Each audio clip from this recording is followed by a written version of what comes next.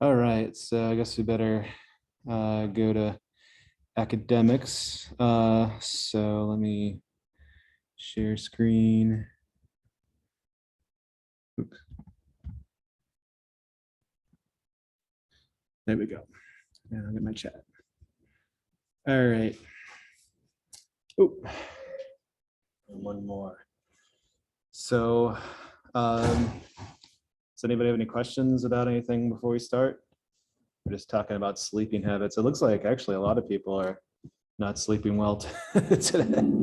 Oh well, I guess we can all be sleepy together. Unfortunately, usually this lecture makes students kind of hits them pretty hard. So try not to let this lecture hit your self-esteem too hard. And the reason why it might hit you hard, because it's calculus based. So, I mean, I know calculus is not a prerequisite for this class. Are you, out of curiosity, anyone here have taken or is taking calculus right now? Oh, no one. Okay. Oh, yeah. Are you taking it now, Dan? Okay. So at least half of you. So you might recognize something. Of course, I'm not teaching it, although I'm going to use a calculus proof later. It's outside the book, but calculus is not necessary for this class. I teach this in terms of algebra, but the concepts are calculus. So, and in my opinion, this is the most difficult chapter of the book. So right here, and again, the reason why is because it's calculus based. So, and it deals with reaction kinetics, or how fast the reaction is going. And this is the only time that you have to worry about this, is with this chapter. So, and I remember I used this example in the beginning of class, that lizards and scorpions are cold-blooded, so you can catch them if you cool them off. And like, if I used to watch Mythbusters, you ever watch that show? I know a couple of you have seen it. If you take a scorpion and you get it really cold, it's not going to sting you. And so I remember there was one, they were trying to see how they can make Adam anxious, and they like covered him among these big scorpions, and he's like, man, I'm fine, and of course they had him like in dry ice, so they weren't moving at all. But I one time, funny enough, I just gave this lecture, and then I found a gecko in my shower. And I was like, and I hate having geckos in my house. And I always feel guilty though, because if I catch them, I try not to have them drop their tails. I just feel guilty. I know that's their instinct, but I just don't like that. And I'm like, oh, you know what I could do? I can pour cold water all over the gecko. And so, because it was in my shower. So I went ahead and took some water, put some ice on it, waited, 2-3 minutes. And I went to the shower and I poured it all around the gecko, and of course the gecko was like, just like running around, and then it got slower and slower and slower and stopped. And then I just kind of like got like a piece of cardboard, and I scooped it up and put a bowl over it, and took it outside and put it in the sun. Kept its tail. So I was like, yes. So actually it works. At least I found it to work. So how fast things are going. So in chemistry terms, we use reaction rate, and the units are going to be some change in concentration over change in time. There's various units you can use. Very commonly in chemistry, we use moles per liter, but you can do like a mass can change in grams per second, can change in grams per hour. It's whatever, change in parts per million per hour. But typically we're going to use molar, for at least for this class. But you can have other units. And this is an analogy to speed, right? So speed, definition of speed is change in distance over change in time. Like your speed you have in the car is miles per hour. So it's changing your displacement, your distance, miles, distance, divided by time, hours. So you can have speed in other units too. You can have meters per second. You can have centimeters per second. You can use it in relation to other things like the speed of light or the speed of sound, right? So same thing works in chemistry. So except for mostly for this class, like I said, we're going to use molars per second. And so to give you an idea, here is a reaction here. Hydrogen plus iodine makes 2 hydrogen iodides. And so when you see these brackets, so when you see these solid edge brackets, these solid edge brackets mean concentration in moles per liter. So, and a rate, the rate is going to be the change in concentration of, I'm just going to pick one. So I can pick one of the reactants, hydrogen, the rate, and especially the rate going forward. So the rate going forward, hydrogen, change in concentration of hydrogen divided by change in time. Little t is time. And the way that you would write this is final minus initial. So change is always final minus initial. So if you want to know what your bank account balance is, you take your end of the day minus the beginning of the day. If you were paid during the day, you're like, yes, big positive. If you spend a lot of money, there's going to be a big negative, right? So your final minus your initial. So concentration of hydrogen. So concentration of hydrogen at some 0.2 divided by the concentration, I'm sorry, minus the concentration of hydrogen at some earlier point divided by the time difference. So those of you in calculus, what does this kind of look like? You had to give that a name. Derivative, yeah. Rate is a derivative. The rate is the derivative. Yeah. So those of you that haven't had calculus, that's okay. If you can understand that if you just take the final minus initial of each step, that's the rate. And this can be compared to if you think of displacement, if you've had physics, it's like displacement, distance, and then and rate would be like the velocity, kind of like the speed. So your distance is just distance, and then your speed is distance divided by time. Same thing with reaction rate. You have your concentration, but then your change in concentration, that's your rate. And looking at this equation, so we have hydrogen plus iodine makes 2 hydrogen iodide. So I don't know, let's look at another reaction. Money turns into shoes. I don't know what you want to buy. I'm just picking shoes off the top of my head. I bought a bunch of shoes off of Amazon recently. So money is the reactant. That means it disappears. So as I'm buying shoes, my money disappears and the number of shoes that I have grows, right? So the rate of disappearance of hydrogen, so disappearance, hydrogen is disappearing, iodine is also disappearing. So iodine here is disappearing, and then hydrogen iodide is appearing. This is the rate of appearance, but the rate of appearance of hydrogen iodide is twice that of the rate of disappearance of hydrogen iodine. Why? Because there's a 2 here, right? Makes sense. So if I order a double quarter pounder, my rate of appearance of quarter pounders is doubled, right? So for every double quarter pounder meal I have, I know a double quarter pounder is 2 patties in it, but if I was looking at the rate of appearance of a quarter pound patty, it would be double the rate of meals that I'm buying. Why? Because there's 2 of them in there. Same thing with the stoichiometry here. The rate of appearance of hydrogen iodide is doubled because there's a 2. So, but I think you probably get that from stoichiometry. Okay, so let's look at this equation here. How are we doing? Anybody have any questions? Hopefully it's all straightforward.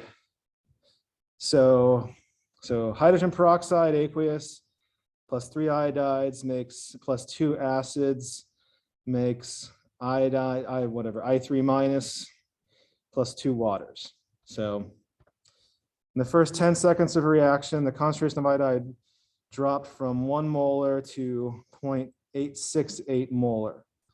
So what is the average rate of the reaction in this time interval? So so it's change is final minus initial. So it's going to be 0.868 minus 1. And I guess also change in time. So The initial time is, well, the final time is 10 seconds and the initial time is 0. So that is going to be, so first time, okay, that's going to be 0.132, right? And that's the iodide. So over 10 seconds, so molar per second.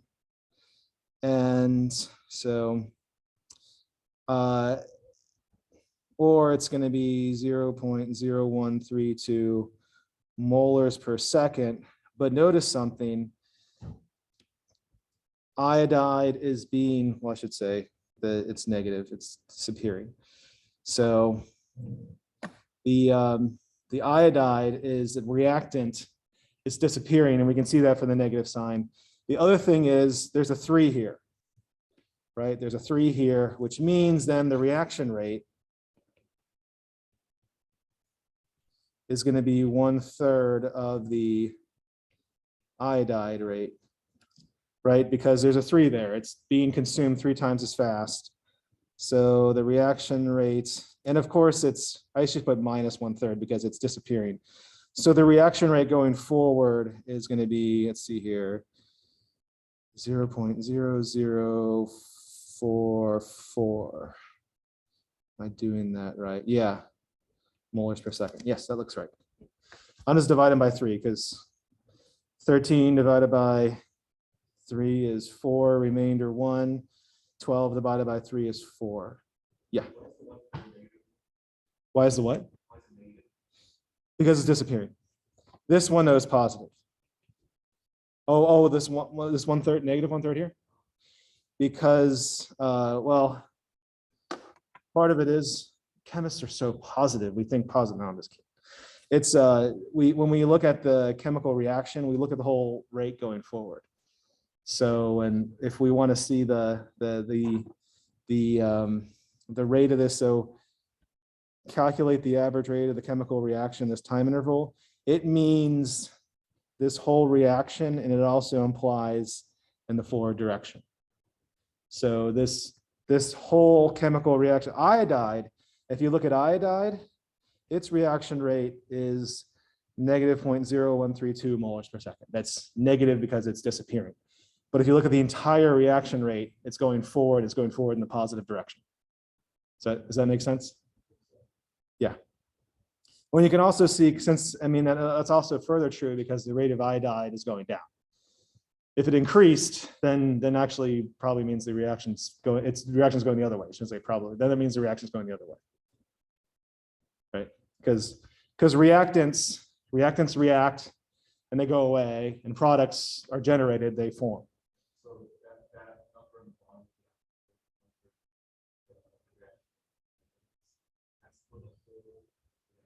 Yes. Yeah. Well, that's the next part. Very good question. So when we determine that this is the reaction rate, now that means that hydrogen peroxide is minus 0.0044. Iodide we already calculated. Hydrogen ion is going to be minus 0.0088, right? Because it has the 2 here. And I3 minus is going to be positive 0.0044.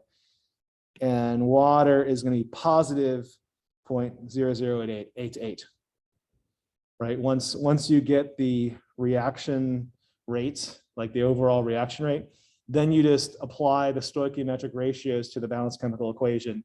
Negative for reactants, positive for products. Yeah, and it's kind of, and this, the other way you can think of it is this number here is kind of like the least common denominator of all of them. So, is that making more sense?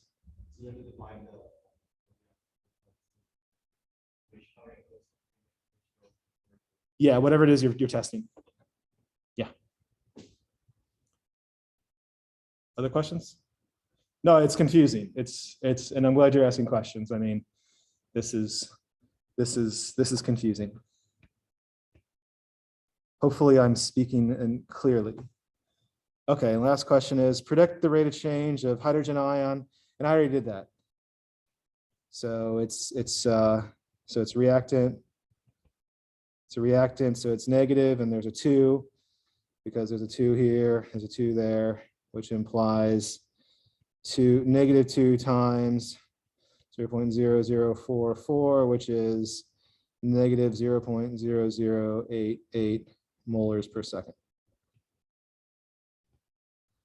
So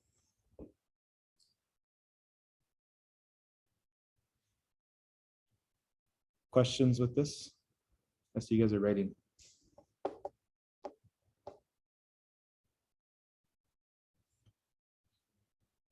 Yeah. It's just stoichiometry, right? Yeah, yeah. Just stoichiometry.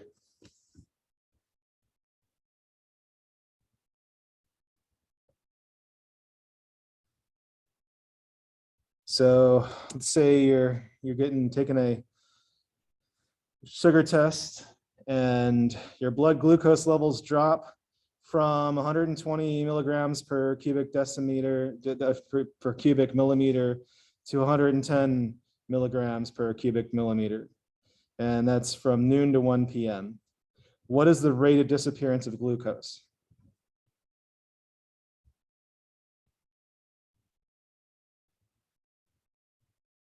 Or I should say the average rate over that period.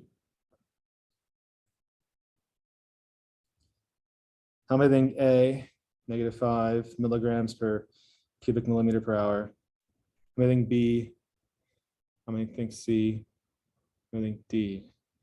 Okay, so you have change in concentration, so it's final minus initial. So over change in time. So, and it's still same thing, still it's, or I should say, so it's going to be change in concentration over change in time. I guess it's not using change time there. So we have our final, which is 110 minus the initial 120, all over change of time. Final time is 1,300 hours minus initial 1,200 hours. And this equals then -10 over 1 equals -10 milligram per, that's milli, not mega, millimeters cubed divided by hours. And part of it is to show you that there can be different units for concentration. Question, Kiana. I'm sorry, Kiana, couldn't hear.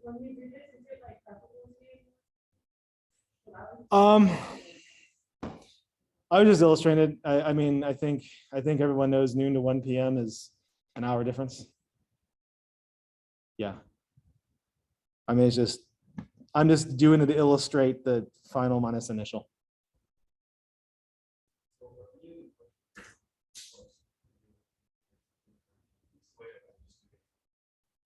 It's going to be algebra. Oh, you mean, you mean a calc? So actually, yes, we will get there. But it's going to be taught in algebra fashion, where you're going to be given equations with one, with the same. Right now, it's only one equation, one unknown. We don't have two orders of systems. We don't have. There's only going to be one degree of freedom, meaning one equation, one unknown.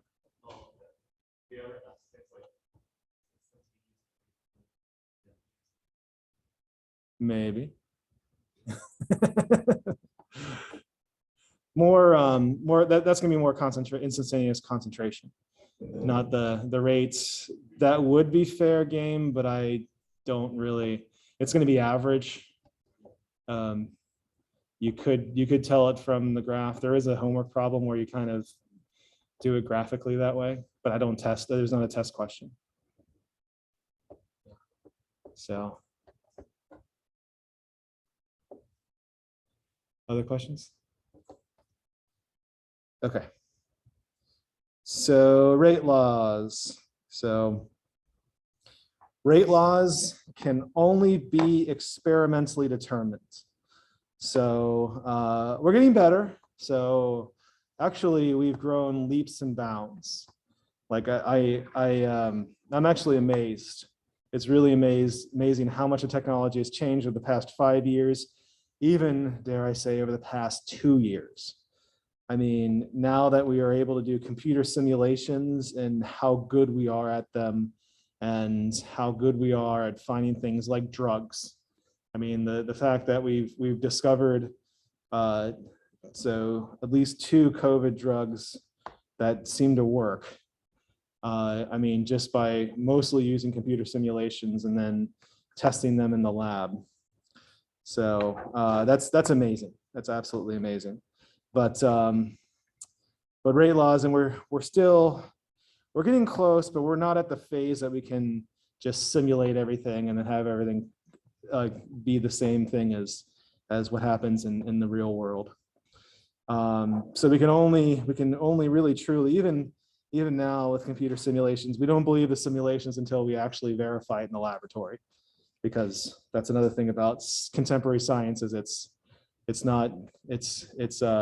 deals with the age of reason. We're dealing with real data, not simulated data. So so I'm gonna very general. Reactant A goes to products. So and we can have more than one reactant, but I'm starting with one reactant. Reactant A generates products. And there's a couple things. So now remember, we're going back to rate. So rate is equal to the concentration of A. So there's these brackets means concentration of A, and concentration is raised to some power. And that power we call the reaction order. And I'll give you another hint. It's almost always first. And almost everything in the universe responds by first order kinetics. But although, of course, not everything responds first order kinetics, but almost everything does. And we can also force it to respond first order. But I mean by everything, banking interest, nuclear decay, and most chemical reactions all follow this. So, but then before this, we have the rate constant. And the rate constant, so it's a value, it's a constant. And the rate constant is also temperature dependent. So if the temperature changes, the rate constant changes. So that's the rate constant. It's a number, it's a constant. It does not change unless for the chemical reaction. It doesn't change if you change the concentrations. Change the temperature, yes, it'll change. And we'll talk about rate constant temperature dependence later in the chapter. So this is the most general rate equation right there. So if we have two reactants, we have reactant A plus reactant B making products. The rate is now some rate constant times the concentration of reactant A raised to some power times the concentration of reactant B raised to some power. They could be the same power, they could be different powers. I don't know. We have to determine what the reaction rate is. So let's talk about the different reaction orders. So zero order. Zero order means that the rate is constant. So in the zero, anything raised to the zero power, except for infinity and zero, anything raised to the zero power is 1. So the rate for a zero order reaction is constant. The rate does not change. So an example of a rate that does not change is like a phase change at a constant heat or constant temperature. So if I am subliming something like iodine or something like that, and I want to know what the rate of sublimation is, and if the heat supply is constant, the rate of sublimation is going to be constant. Same thing with boiling water. If I have, I don't know, 1,000 joules that's going in, and that That would be more than that, 1,000 kilojoules, and I'm losing 1,000 kilojoules per minute, and I'm losing 20 grams of water per minute. As long as I keep that same heat value, the number of water molecules escaping is going to be the same, right? So that's a zero order. That's an example of a zero order reaction, or I guess process. So, and chemical reactions can also be zero order. So first order, and I told you that this is what most things are. Most things in the cosmos are first order. The rate of reaction is a rate constant times the reactant to the first power, which means if you double the reaction, if you double the concentration, you double the rate. So, and I told you banking interest works this way. So if I have 10% simple interest and I invest $100,000, I get $10,000 with 10% simple interest. If I invest $200,000, I double my principal at 10%, I get $20,000 interest, right? So I doubled my concentration, I doubled my principal, I double my rate.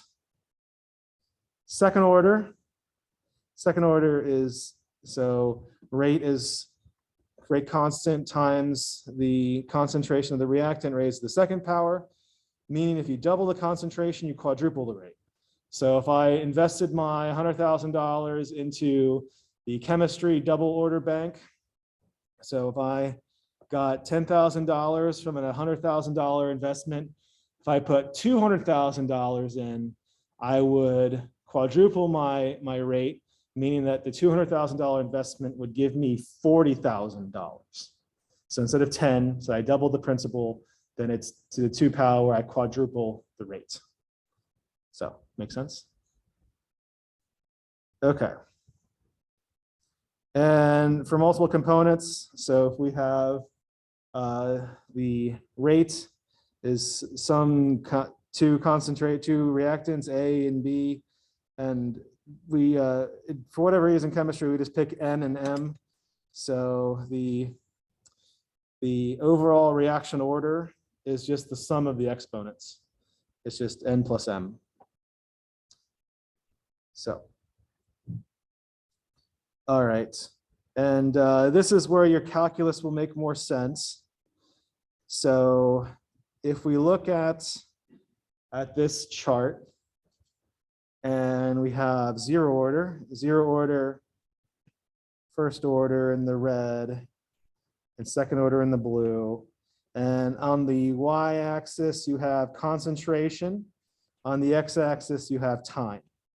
So if you can see if for zero order, the concentration versus time is a straight line going down, right? So negative slope, and it's disappearing, right? So if we start off with 1 mole per liter, and just over time, it just decreases down to nothing in a linear fashion.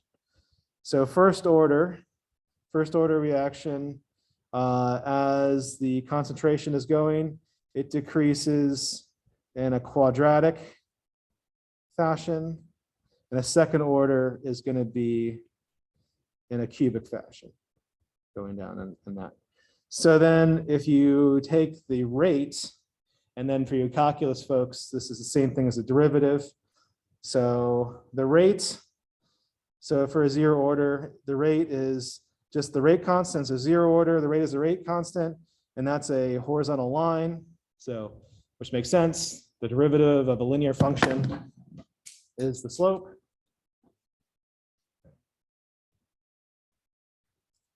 So, and I'm sorry if I keep on talking about calculus. You don't need calculus, but I'm trying to make it make sense to people that have had calculus. Also, if and when you do take calculus, like, I learned that in chemistry.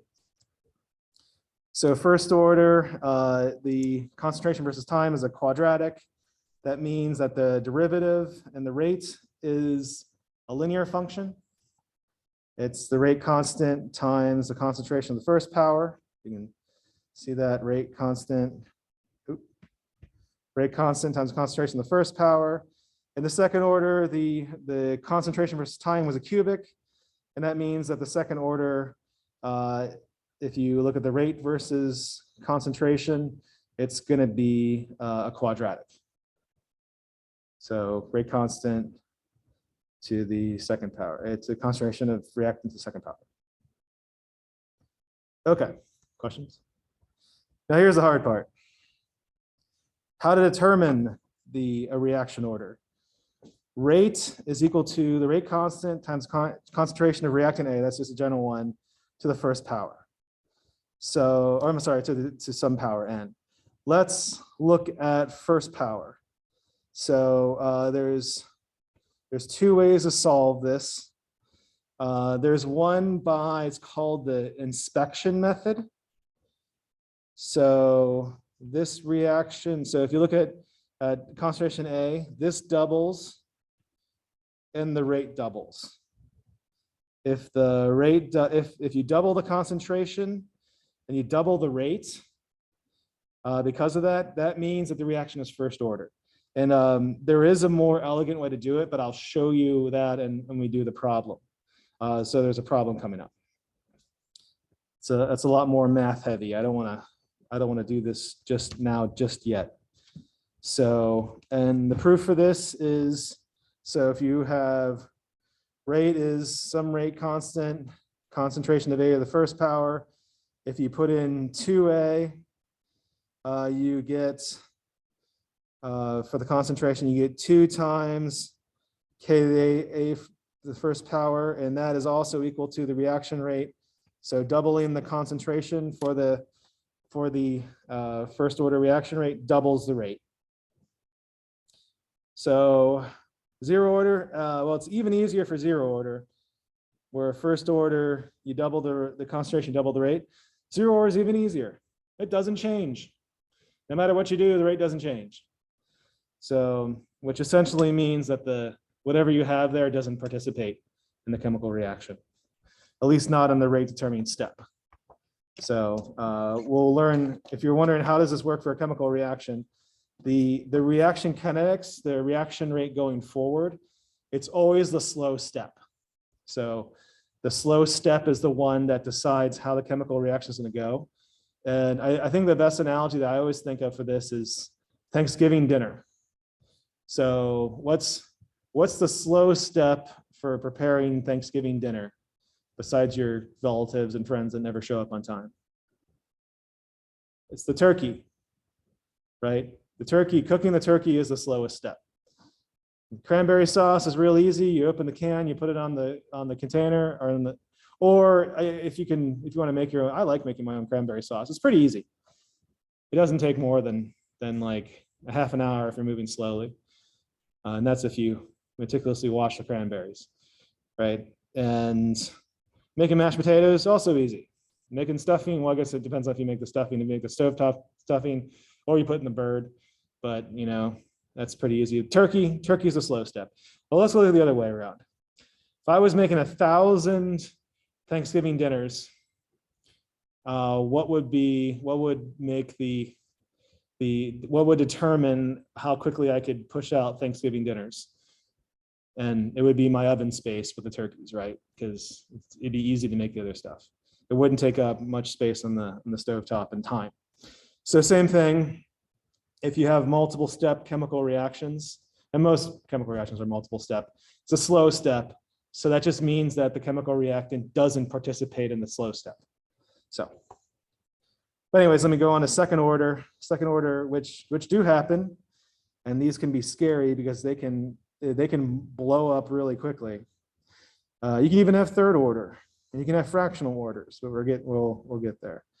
So second order, and you have the concentration of some reactants.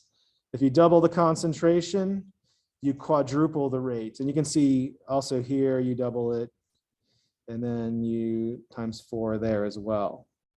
Or, I mean, it doesn't just have to be double, right? So this one goes times 4. And then this one then goes times 16.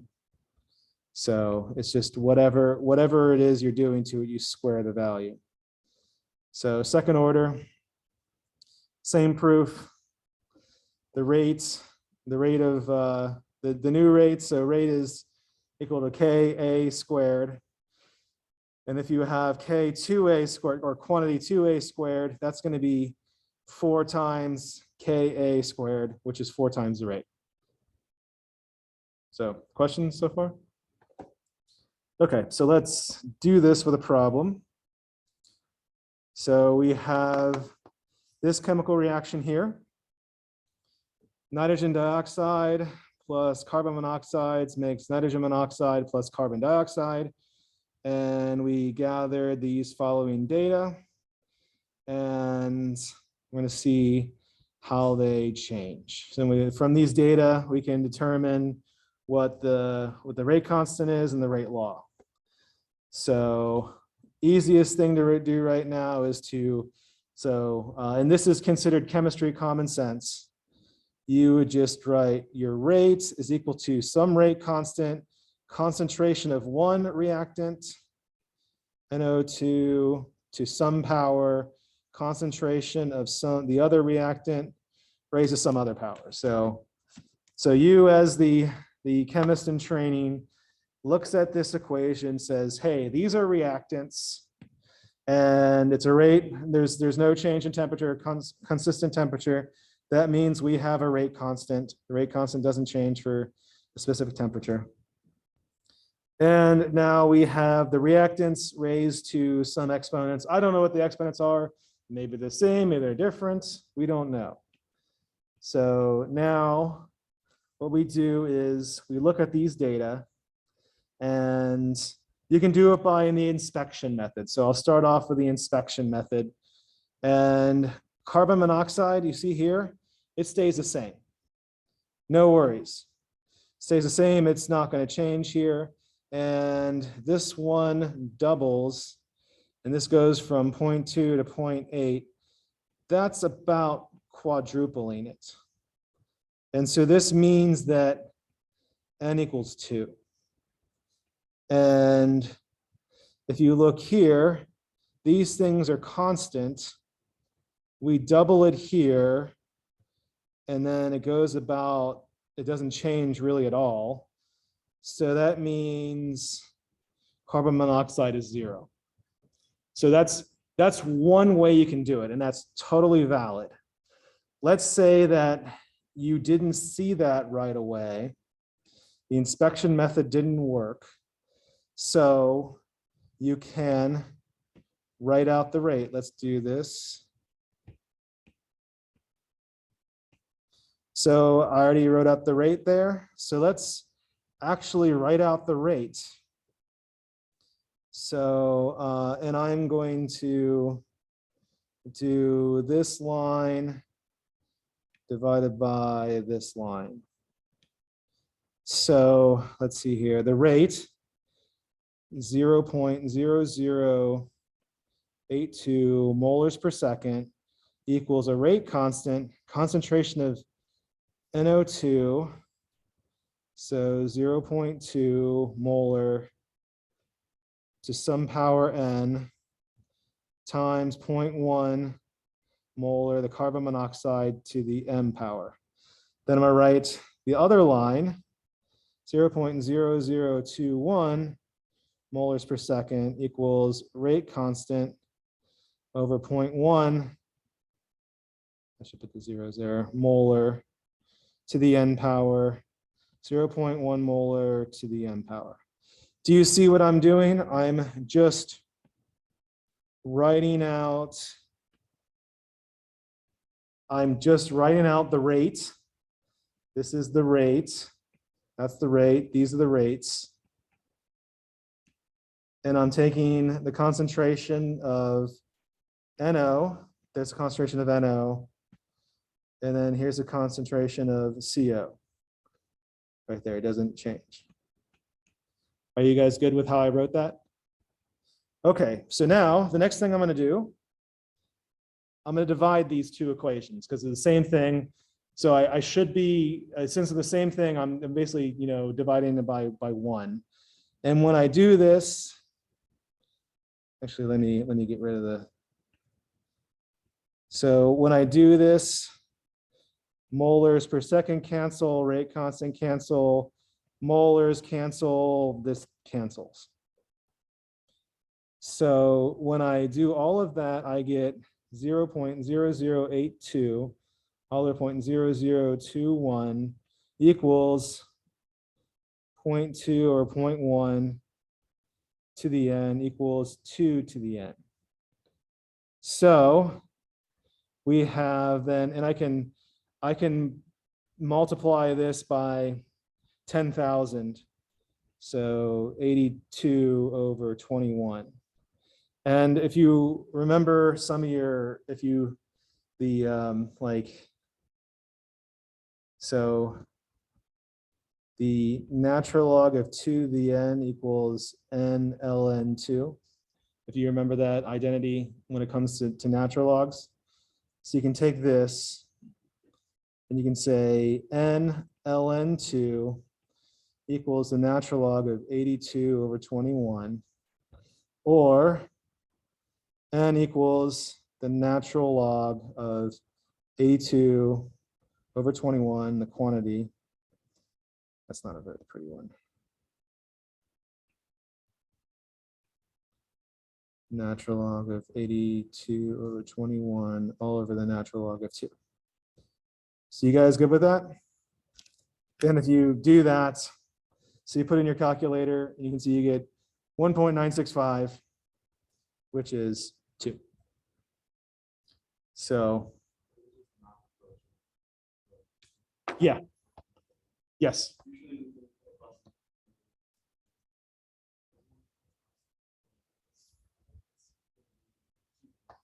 Yeah, it just depends, whatever works for you. Yeah, if you see it, it's good. If you don't see it, this way by writing it out and canceling out terms, this way will always work. So the inspection method, depending on the exponent, I mean, because this is pretty easy. This one here is very clearly 0 order. And this one here is very clear. I'm sorry, not this, very clearly 2nd order. So, I mean, the numbers work really well for this one. Let's say that you didn't double it and you have some crazy weird numbers. Then you have to do this way. The other thing, and I'm not going to do this to you, but if you have independent systems, you can write this out and you can have 2 equations and 2 unknowns and then solve it that way. But I'm not going to do that. So, because this way it breaks down to 1 variable. This one breaks down to 1 variable. But then you could write 2 independents. So with these 3 lines here, you could write 2 independent systems. And actually, I guess you'd write 3 because you could do between this one, but why would you do 3 when you could do 2? And then you'd have 2 equations, 2 unknowns. So, but I'm not going to do that.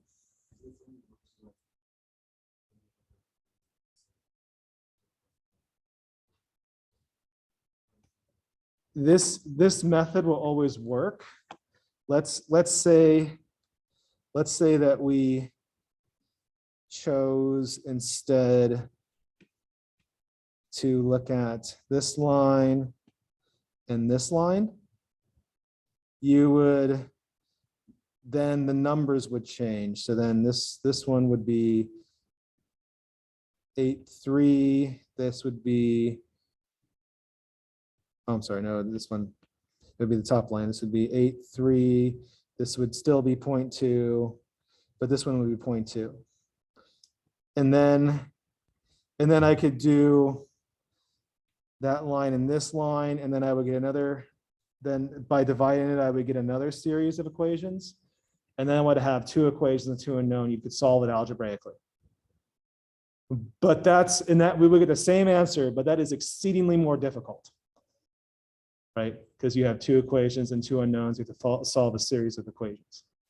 So, and one of my engineering professors used to tell me that laziness is a virtue for engineers, because you want to look for the way to drop as many variables as you can. And this is an easy way, because and when you look at experiments and also you look at data, you look at, say, like, how can I make this easy on the analysis side? Because by the fact that these don't change and these don't change means you can cancel out those terms when you divide it mathematically. And this is what I mean by dividing it mathematically. So hopefully, I know there's a little more of that. Hopefully you guys are not getting too confused. I'm trying to show you the easiest way to do it. But I also, like I said, when questions are asked, I answer them. Okay, so let me do a brief recap on this. So we're asked to find the rate law and the rate constant. So where we're at right now, we determine the rate law. We can either do inspection, or we can, let me erase this, or we can do the dividing out of chemical equations. So we can write out the rate and then divide the two rates, and then looking at 2 to the n equals 82 over 21, and then throwing in our calculators using the mathematical laws of natural logs, we get 1.965, and with 2 sig figs, that actually equals 2.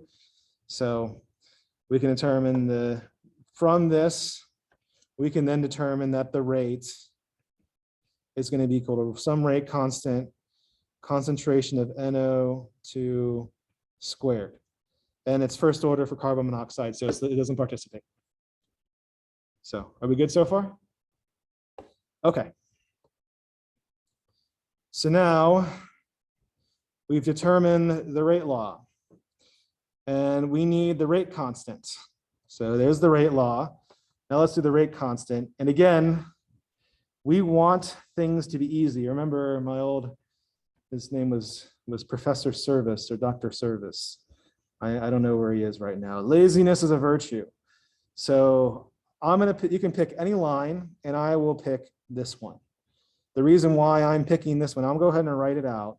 So our rates, so I'll copy this so you know where I'm coming from. Our rate is that, so then 0.0021 molars per second is equal to a rate constant and times concentration of NO2 0.1. So I should put the molar. So the units are important, squared. So which means, of course, I like doing math this way, it's more fun. Which means then that the rate constant is that, right? So what is 0.1 squared? So 0.1 molar squared is equal to 0.01 molar squared.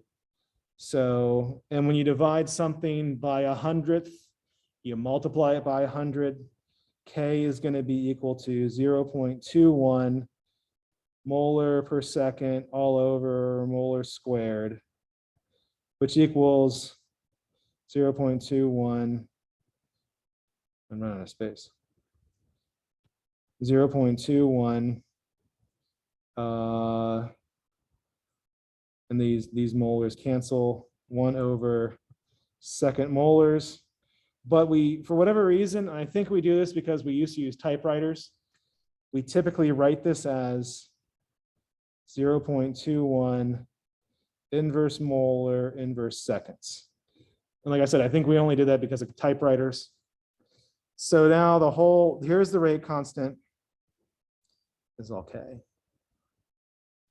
So that means our whole rate law is going to be 0.21 inverse molar, inverse second, concentration of NO2 squared. So this is nice.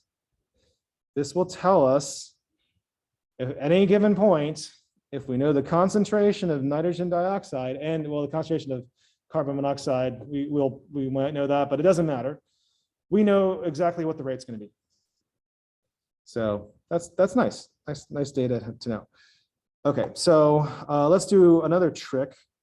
Let's use a different value. I mean, I picked this one because I could do it in my head, because I can divide by 0.1. Let's pick this one. Let's pick this one, and I'll do it in red. So same idea.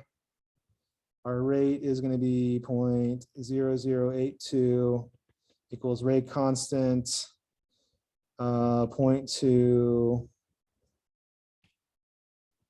molar squared. Oops, sorry.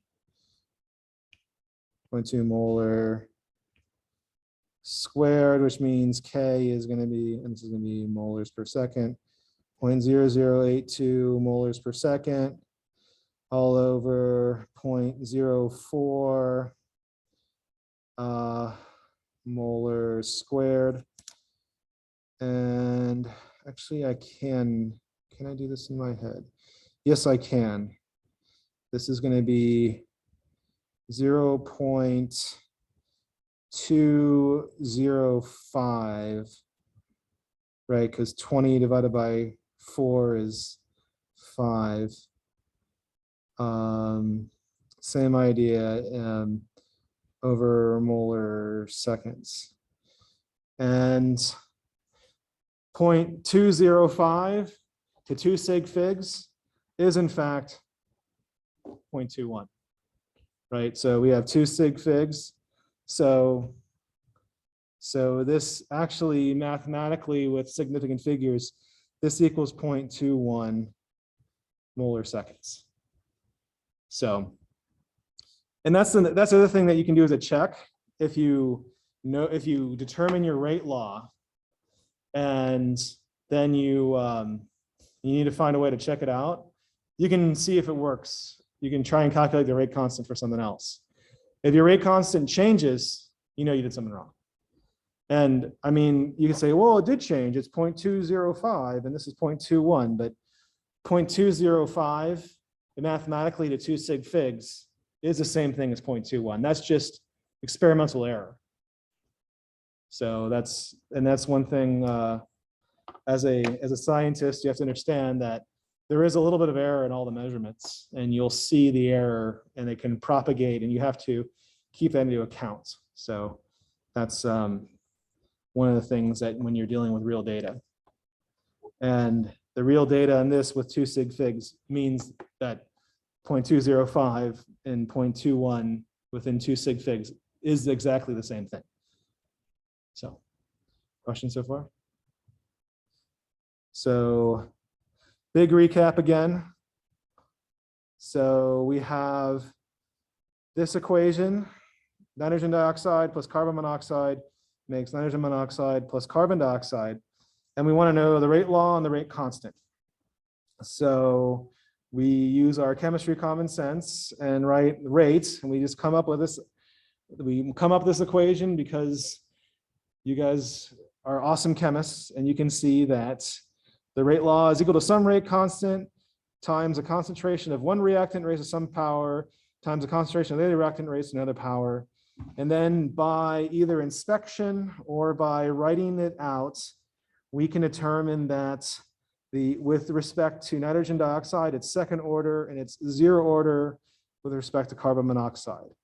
So once we determine that, we can then determine the rate law, the rate constant to be 0.21 inverse molar, inverse seconds.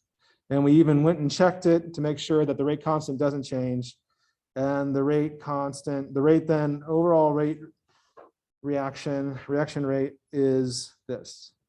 The rate is equal to 0.21 inverse molar inverse seconds times the concentration of nitrogen dioxide squared. Does anybody have any questions? All right. Let's see if you can figure this out. What is the rate law? And I'll try and make it. So we want the rate law.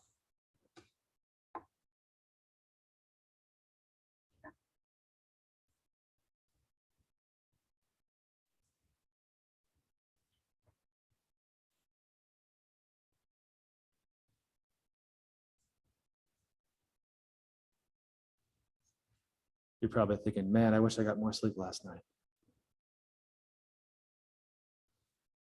I'm surprised I can do math in my head. Actually, I was like getting ready to come here. I was feeling a little sleepy. I'm like, I'm not even that hungry. I'm like, I gotta eat sugar. I need my brain.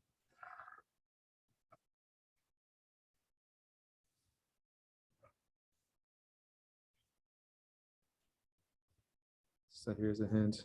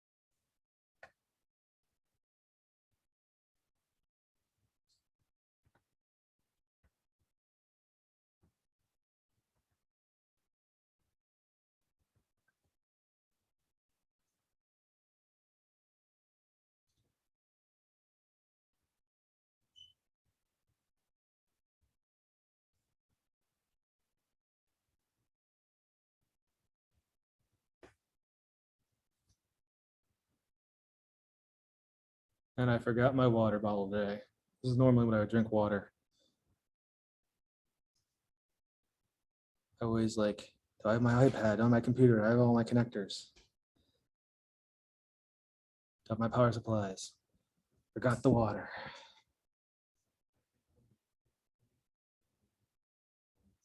They can be fractions. They can be 3, they can be 4, it can be 5. It can be 1/3, it can be 1/2, it can be 2/3, it can be minus 1/3.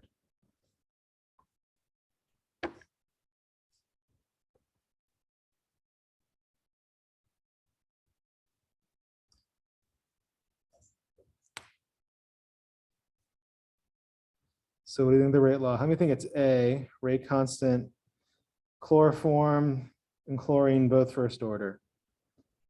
How many think B, rate constant, chloroform first order, chlorine second order?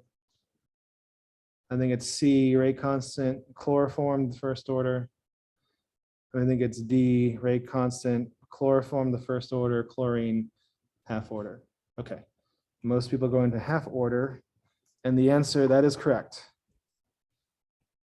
And yes, I You underestimate the sneakiness. I guess, yeah, I don't know. I always think about that with Mr. Deeds. Anyone ever seen Mr. Deeds, or am I just so old that no one understands my movie references anymore? Nope. Oh God. I'm old. That's the other thing that you've learned. That's the other thing I've learned today in class. I already knew that. But if you look at this, this doubles. So let me look at, if you look at chlorine, in this line, it stays the same. Here it doubles. It goes up by a factor of 1.42. So if you take 98 divided by 69, that's 1.42. And does anybody know what the square root of 2 is? I always remember it is square root of 2 is equal to 1.414, because one of the things I have trapped in my mind is the sine of 45 degrees equals the cosine of 45 degrees is 1 over the square root of 2, which is, if you multiply both sides, it's going to be the square root of 2 over 2, which is 0.707. So if you remember that trig ID, that the sine cosine of 45 degrees is it's the 1 over the square root of 2, or radical 2 over 2. So that means, to me, radical 2 is going to be double that. It's going to be 1.414. So then if you, like, that's like I said, that's the way I keep it in my mind. But if you can look at this, and if you can see, like, okay, that's, if I double it and I get the square root of 2 ratio, that means that the rate law with respect to chlorine is half. So or you can do it this way, right? You can say 2 to the m is 1.42, then natural log both sides, m ln2 equals ln 1.42, and then you take m equals ln 1.42 divided by ln2. If you do that, you get a half. And for the chloroform, this is chloroform. You double the chloroform, chlorine stays the same. You about double the rate. So double the concentration, double the rate. That's first order. So everyone good with that?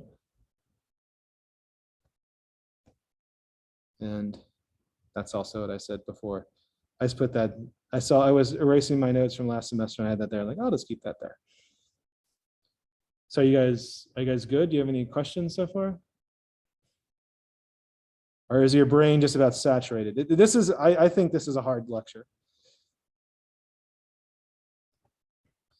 So already determined, the rate law is equal to the rate constant times CHCl3 is chloroform. That's the stuff you put over someone's mouth, passes out, times chlorine to the 1/2 power. What is the rate constant? And I will go ahead and copy this.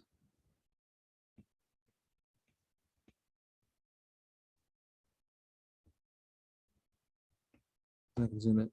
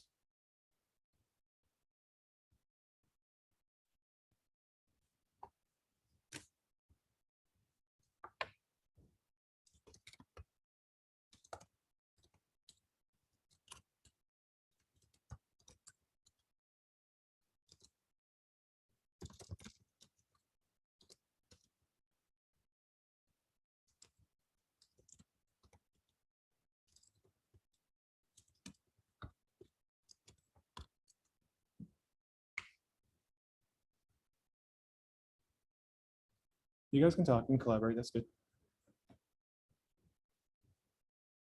Or you can talk about your weekends. That's fine too. Talk about Tinder swindle.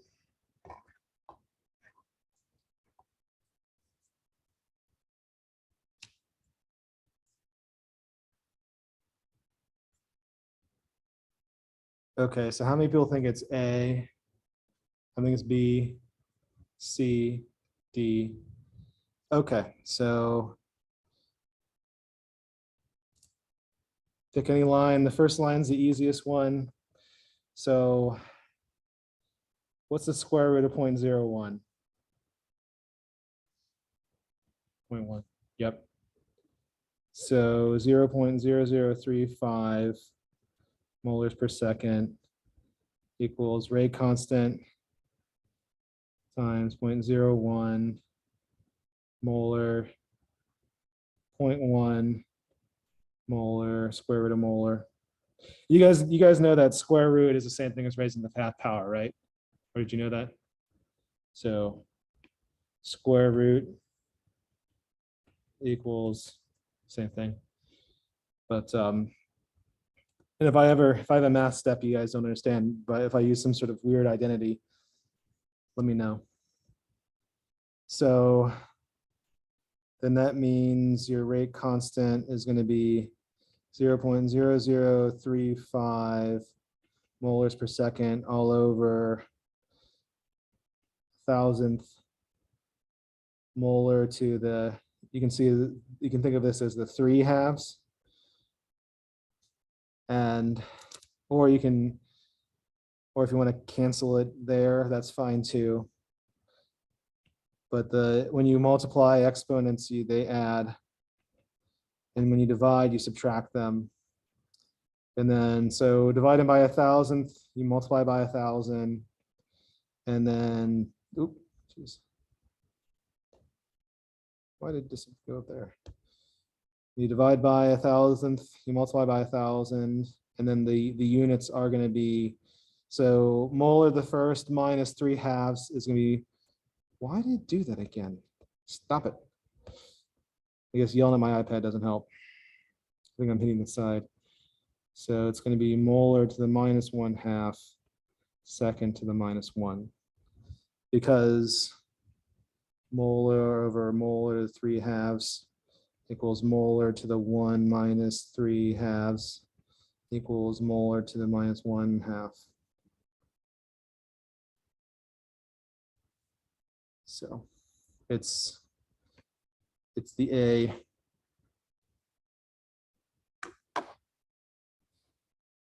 All right, so feedback time. How you guys doing? Are you following and yeah. Yeah, units are important. So the units and the rate constant are very important. And that's one of the things I was trying to emphasize with this, because if you get the units wrong, it can really mess things up.